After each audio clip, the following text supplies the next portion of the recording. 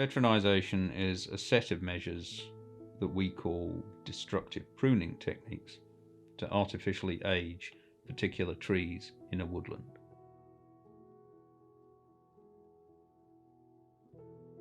These include cutting stems and branches of any size to simulate storm damage or natural fracturing in the tree, scarring the bark and boring holes in the timber to replicate damage or decay from fungal infection or, for example, colonizing by insects.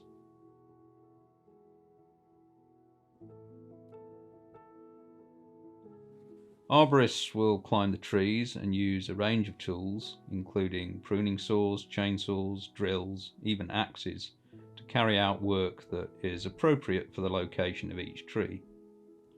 Specific measures include removing bark, simulating lightning strikes, drilling holes for bug hotels, cutting cavities into the larger stems for birds or bats to nest in, and reducing stems and branches to leave torn or shattered ends that we call coronet cutting for fungi, lichen, and special types of plant called brachyphytes. These can get a foothold and grow in these cavities.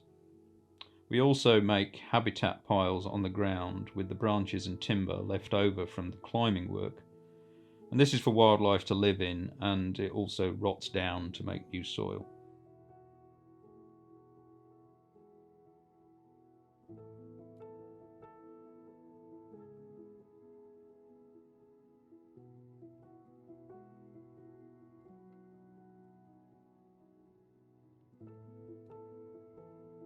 We veterinise trees to increase the age range of a woodland so that it can become more diverse, with a number of new opportunities for wildlife, particularly insects, birds and small mammals.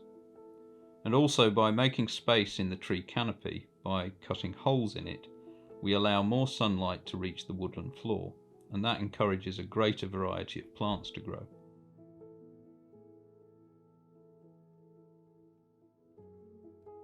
In Kinlochleven, there are a lot of ash trees that are suffering from a disease called cholera. This can kill the trees quite quickly, in a couple of years, and makes their timber very brittle, so it can break off even in low wind speeds. A lot of the trees are over footpaths or by public roads and private gardens, so they present a clear safety issue. Some trees will have to be removed completely, but wherever we can, we are turning them into these veteran monolith structures, which are much more stable and create new spaces for nature.